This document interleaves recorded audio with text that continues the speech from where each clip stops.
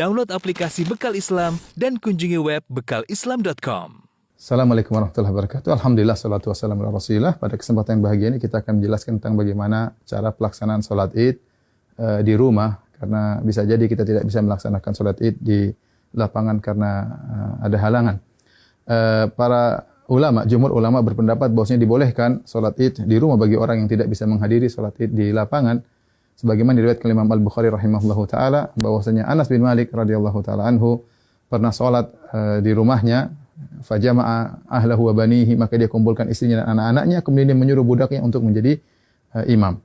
Ini dalil yang dijadikan dalil oleh para ulama bahwasanya boleh sholat id di rumah. Adapun bagaimana cara pelaksanaannya, secara umum pelaksanaannya sama saja. Tidak ada bedanya kita sholat id di rumah dengan sholat id di lapangan. Bedanya kalau di rumah kita tidak melaksanakan khutbah, itu saja. Baik, saya ingatkan kembali bagaimana cara pelaksanaan sholat id. Sebelum sholat id kita disunahkan untuk mandi, ya, yaitu mandi tersebut kita kerjakan setelah terbit fajar agar kita mandi di hari id. Ya, setelah itu kita disunahkan juga untuk makan korma dalam jumlah witir, ya, mau 3, mau 5, mau 7, karena itu sunnah Nabi SAW.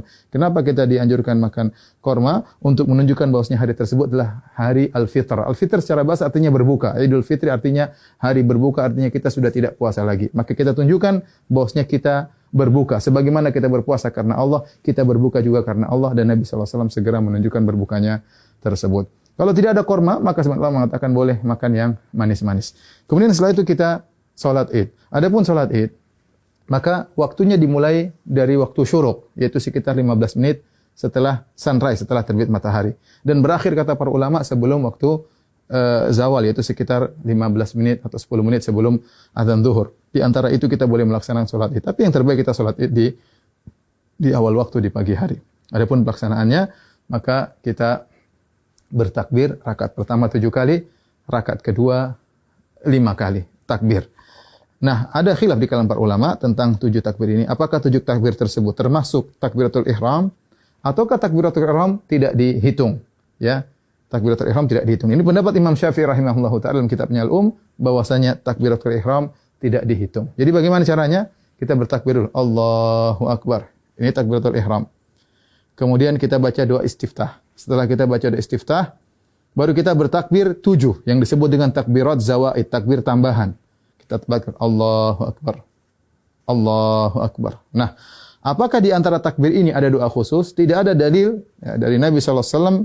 Nabi pernah disebutkan membaca sesuatu di antara takbir-takbir tersebut. Oleh karenanya, pendapat mazhab Maliki tidak ada bacaan. Namun sebagian ulama berpendapat boleh membaca sesuatu seperti mazhab Syafi'i. Kita boleh bertakbir, boleh bertahmid, boleh bertahlil di antara takbir-takbir tersebut.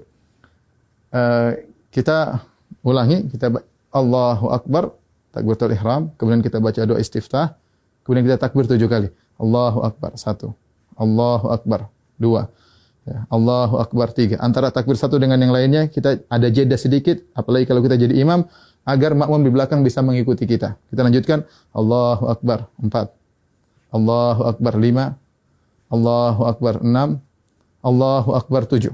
Setelah itu kita ta'awudz, kemudian kita baca Al-Fatihah. Setelah baca Al-Fatihah, kemudian kita baca surat. Nah, surat ini kita bisa baca, disunahkan baca surat Sabbihisma Rabbikal A'la, atau kita baca surat Qaf, ya. Salah satunya sunnah, seandainya seorang baca surat yang lain juga tidak jadi masalah. Setelah kita selesai baca surat, maka kita ruku, Allahu Akbar, ya, seperti biasa. Kemudian kita sholat, sampai kemudian kita pada rakaat, mau naik ke rakaat kedua, tatkala kita sujud, ya, kita sujud, kemudian kita mau bangkit ke rakaat kedua, maka kita bertakbir. Allahu Akbar. Ya. Nah, takbir dari sujud menuju ke rakaat kedua namanya takbir al-intiqal. Yaitu takbir perpindahan dari satu rukun ke rukun berikutnya, dan itu tidak dihitung, tidak dihitung. Nah, rakaat kedua kita bertakbir 5 kali. Takbir tadi enggak dihitung, kemudian kita takbir lagi. Allahu Akbar. 1, Allahu Akbar. 2, Allahu Akbar. 3, Allahu Akbar. 4, Allahu Akbar. 5. Kemudian kita baca Al-Fatihah dengan jahar. Kemudian setelah itu kita baca surat, disunahkan kita baca surat Al-Ghasyiyah atau kita baca surat Qaf. Surat Al-Qamar, kita baca surat Al-Ghasyiyah atau kita baca surat Al-Qamar. Kalau tidak kita baca surat yang lain tidak jadi masalah. Kemudian kita selesaikan salat kita. Nah, setelah salat apakah ada khutbah? Jawabannya Anas bin Malik ketika mengumpulkan anak dan istrinya beliau tidak berkhutbah. Oleh karenanya asalnya kita tidak berkhutbah. Namun sebagian ulama seperti Ibn Qasim dari mazhab Maliki mengatakan jika berkumpul banyak orang maka ada yang berkhutbah maka itu baik, tidak mengapa, tidak terlarang ya. Demikian tata cara singkat ini, semoga bermanfaat bagi kaum muslimin. Semoga Allah menerima ibadah kita. Wabillahi taufik. Assalamualaikum warahmatullahi wabarakatuh.